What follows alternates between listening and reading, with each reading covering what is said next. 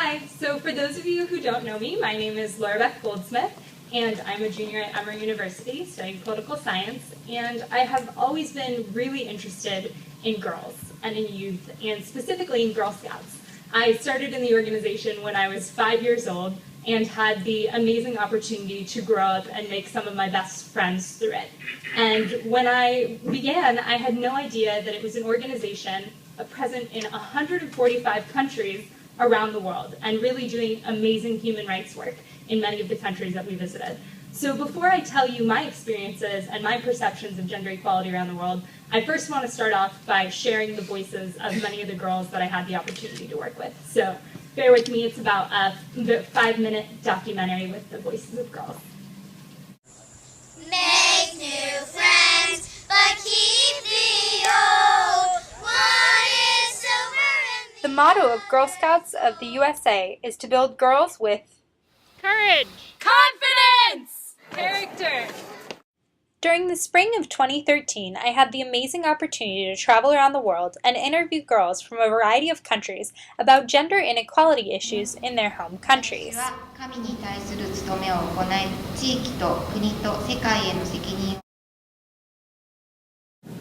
Normally, there's only one son in the family and a couple of sisters. They will go out and work in the city in order to support the little brother to go to school. Hi, my name is Amanda and I'm from Singapore. I've served the Girl Guides for 4 years now, and what we do in Singapore is that we actually have campfires, stayovers in schools, and we also help out at old folks' homes. Are there more boys who are engineers? yeah, engineer, doctor is more boys. And what's more girls? There is also doctor, and then totally guys, I'm teacher. My name is Kelly. In India, I decided to go to one of the international girls' headquarters for Girl Scouts. And while I was there, there was a Millennium Conference. They brought in 30 girls from outside in the slums and the communities, and they brought them to the World Center. They all made a poster that said, when I grow up, I want to be, and they got to fill it in. And then we got to walk through the slum. As we were doing it, everyone from the slum, thousands of people were coming out and watching. It was really nice to see that these young girls know that they can make a difference. Do most women work or have jobs? No. We are Mahila and today is Mahila Diwas. We cannot ever be fully who we are as men if women are in fact downtrodden. My name is Kristen Allred, and I had the great opportunity when I was traveling with Semester at Sea to meet Laura Beth and learn something about the Girl Scout organization. Got to work with Girl Guides in Cape Town. I have to say that I was incredibly impressed. I've always really been particularly concerned about maternal health and human rights, and I didn't realize that Girl Scouts is also concerned about those exact same things. And so much of what they do is way beyond cookies, is way beyond even camping. Has to do with empowering girls, making them more confident, giving them friendship. Hi, I'm Sinazo. In my culture, it's like the women have to stay at home, and then the men they cheat, they hit their wives and stuff, and they hit in front of the children, and they most of stepfathers and stepmothers, they treat their children very badly. They rape children, they kill children, they send children away, and they sell children. I'm also doing guides. I only joined last year, December. Yeah, and it was very fun. And last Friday, we went for Kontiki. We did the raft building. Hi, my name is Nicola. Through guides, I've gone up to national and done my peer education course. So from there, they teach us the basics of women abuse, violence, sex ed kind of thing, HIV/AIDS, and from there we go back to our communities and teach what we've been taught. Hello! We are Girl Guides from Ghana. We learn new songs And we have fun. It unites girls together and discuss things that are harming girls and women in the world. If someone abuse you, that's the domestic violence. So what did we learn today? how to defend ourselves. Yeah. Do you think you can do it? Yes. Let me see. What can you do? Make new.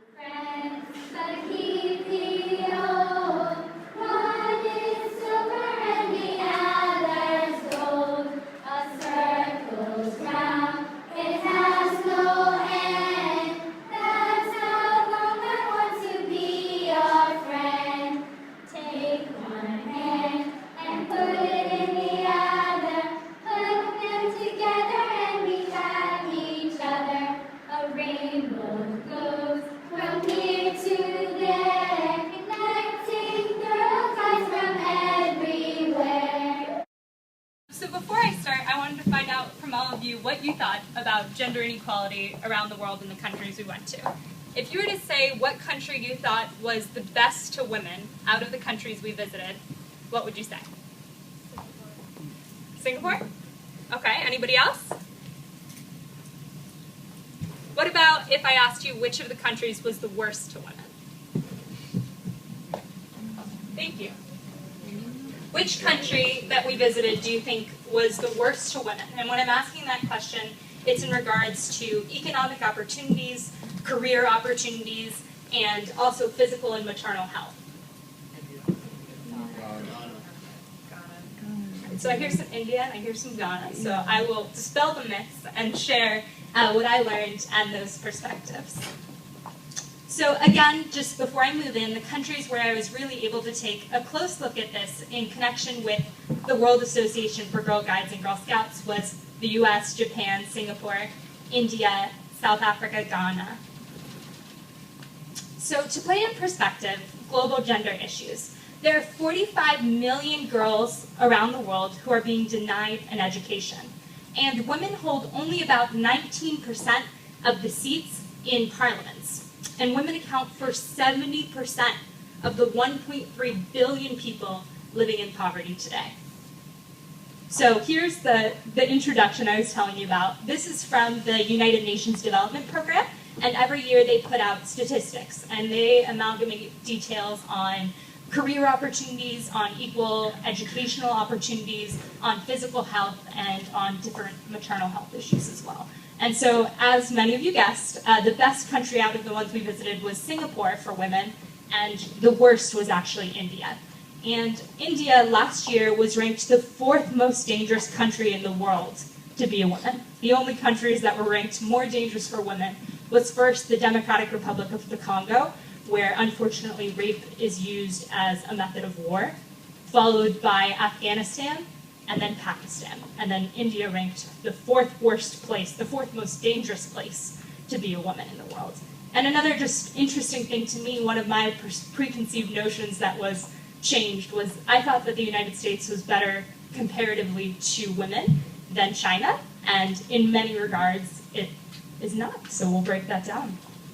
So also, just to give a little bit of perspective, Afghanistan is the country with the lowest literacy rates for females, and the US, Japan, New Zealand, and others are among the best. And in terms of life expectancy, this directly mirrors life expectancy for male counterparts, so it's a little bit less interesting, but the reason I wanted to point it out is because this dramatically affects the way the indicators evaluate the conditions for women in our country.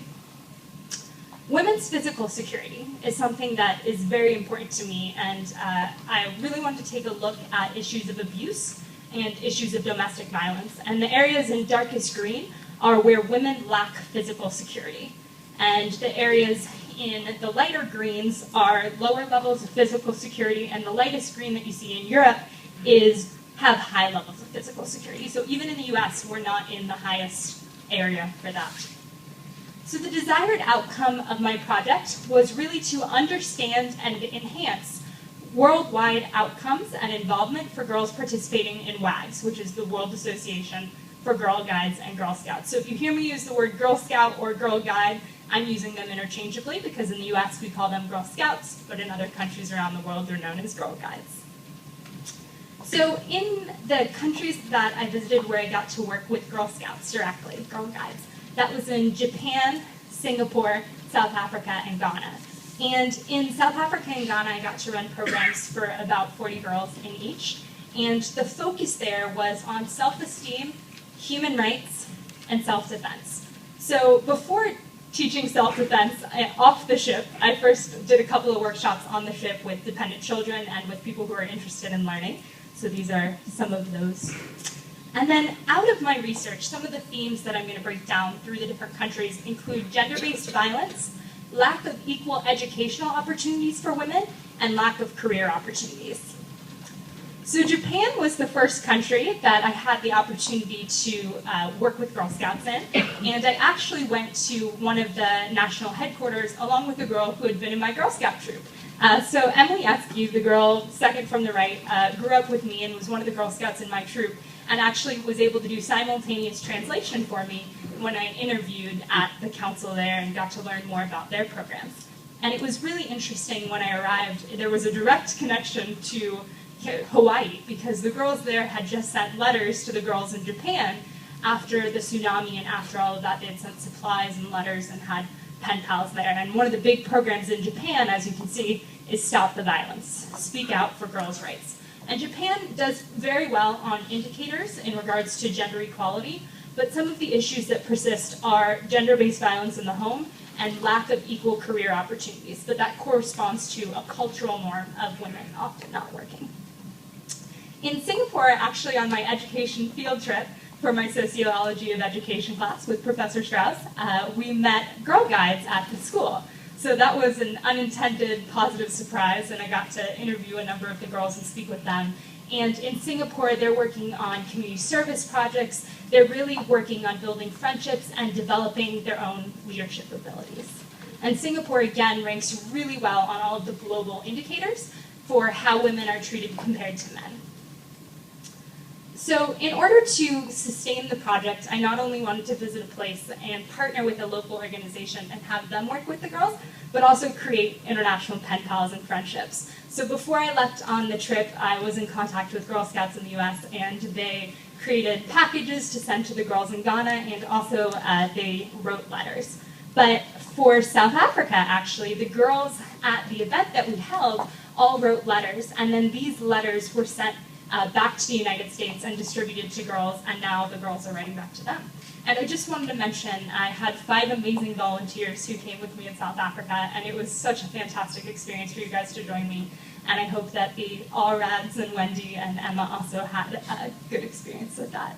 And so when we were in South Africa, we first got to work with the younger girls. They were kindergarten aged, and that was more games and fun activities before our event started.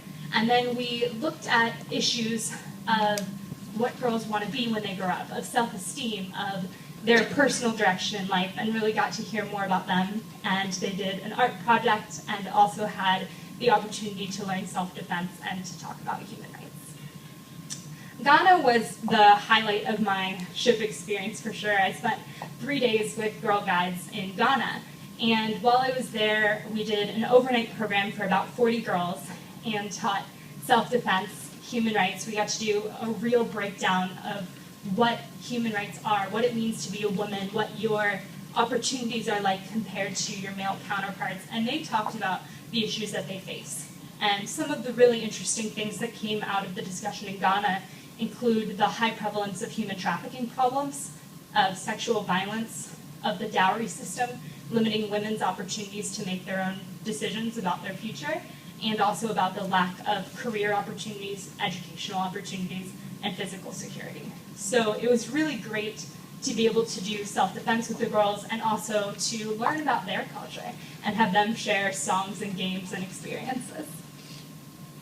So one thing that I think is really important for me moving forward, and I hope for all of you, is that this experience, Semester at Sea, not be something that we take for granted and move on from. And from this trip, I've really gotten to see the amazing work that's happening in many of the countries through the World Association for Girl Guides and Girl Scouts. And Girl Scouts in the US is doing many of these same sorts of programs. They're working with human rights, they're working with leadership development, they're working with girls to actually create leaders of the future. And in the US, we have many of the same problems, such as lack of female politicians and equal pay in the high-level career world. So if you're interested, boys and girls alike, there is always the opportunity to volunteer with Girl Scouts. And it's an amazing organization. They need troop leaders, they need people to give a one-time lecture about your area of interest, and it's definitely a way that you can get involved in this topic area. And another comparison that I wanted to make is in regards to the issue of sexual assault. In many of the countries that we visited, it was a huge problem. Currently in India, as many of you know about the recent case that occurred there, this issue, though, isn't unique to the international community, but rather is extremely prevalent in the United States. Unfortunately, 20 to 25% of college-aged girls are sexually assaulted or experience attempted rape before graduating from college. So that's about 1 in 4 girls, and 1 in 32 males are also sexually assaulted before graduating. So this is a huge issue in the United States. And 97% of rapists never spend a day in jail in the United States. So every 2 minutes in the US, someone is a victim of sexual assault. And this is something that we really can change as a society if we work together to say no, to support those who are victims, and to create a culture that is supportive rather than suppressive. And unfortunately, one of the things that we see on college campuses all too often is a culture of victim blaming and saying, oh, they were too intoxicated, or they were wearing clothing that they had it coming. And this is not the way society should and can continue to treat this issue if we actually want to change it. So we need to support each other and create a culture and an environment that is safe for everyone. And a corresponding issue that a lot of people don't know about their own universities is that the majority of universities in the United States unfortunately hear sexual assault cases through student conduct boards. And so this makes it so that universities are able to not report these events in real crime statistics, and the perpetrators are never labeled as a sex offender and are never treated as such. So what needs to happen is that we need to not accept this from universities. As teachers and as students, we need to stay up and say that Title IX is being violated. Title IX requires there not be a hostile environment and that the situation be remedied. But unfortunately, what's happening is sexual assault is continuing to occur, and universities are sweeping it under the rug in a huge way. So I hope that from this information, this presentation, you learned some about gender equality, not only internationally, but also about the problems that are prevalent in the US, and some of the potential solutions include volunteering with gender empowerment organizations, and also changing the culture and participating in a culture shift on university campuses, considering that 40% of sexual assault happens before the age of 18, and 80% happens before the age of 30. This is something that especially our age and our population can do something about. So I hope you guys learned about gender equality, and I also wanted to say a couple of quick thank yous and also point out that on my blog, there is information broken down by each country, detailed information on gender equality in each of those places. And also the video, and I'm actually going to be creating a full-length documentary next year from the clips that I was able to gain during this trip. So are there any questions with that? I also want to say thank you, sorry I forgot, to Dean Sharon, to Maggie, to all of the professors who helped me along the way, and to the Writing Center, as well as to everyone who volunteered with the project, and to all of you guys who came out to hear about it today. So thank you very much.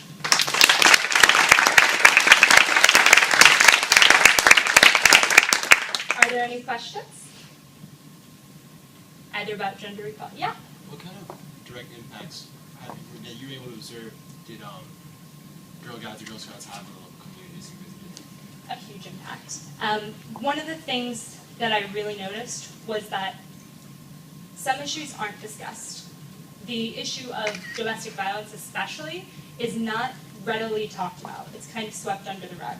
And especially as you saw in South Africa through the programming that they're doing, and in Ghana, the work that Girl Scouts does is kind of on the forefront, but unfortunately one of the issues is that it's not seen on a large scale yet. So the goal again is to increase the number of girls involved, increase the number of girls that the organization touches, and it's the same thing in the United States. There are more girls who want to join Girl Scouts than can, because there aren't enough troop leaders and volunteers to actually help with the organization. But I think it definitely has a positive, sustained relationship. And through the data that I was able to gather, I saw two trends. first, that areas that allow Girl Scouts in the country have better tendencies towards women, and second, that when the organization is prevalent, it creates a sustained positive direction for gender rights.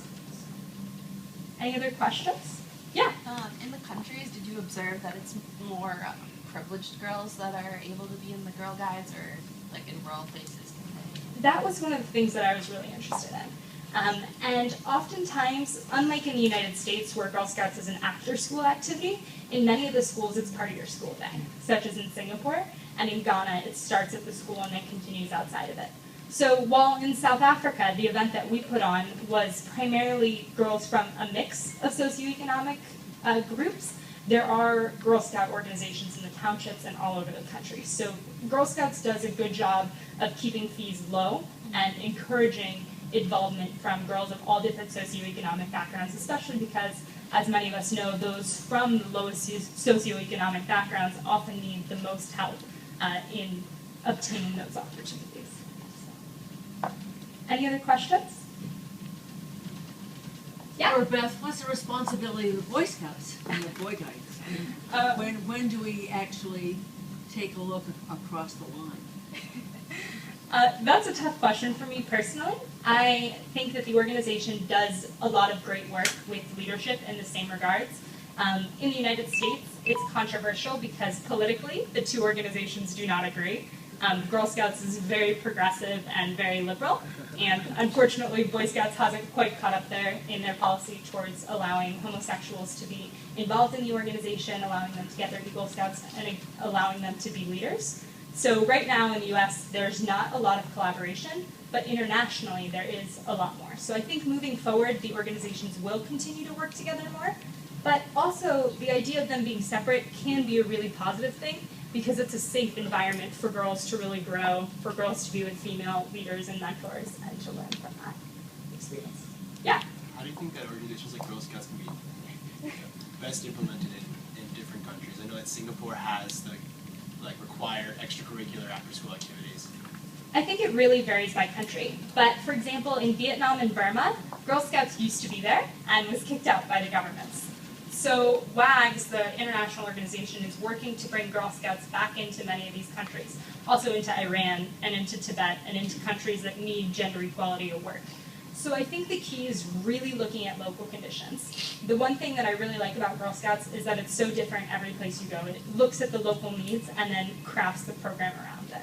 So everywhere there's the overarching theme of global women empowerment and of equal opportunities, but then, for example, there's not as much human traffic work in many areas of the United States as there are in South Africa or Ghana. So it's looking at it on a case-by-case basis, evaluating whether or not it'd be better in the schools or outside of the schools, and then going from there. So. Any other questions before we get some Girl Scout cookies? Nothing else? Thank you. Thank you guys.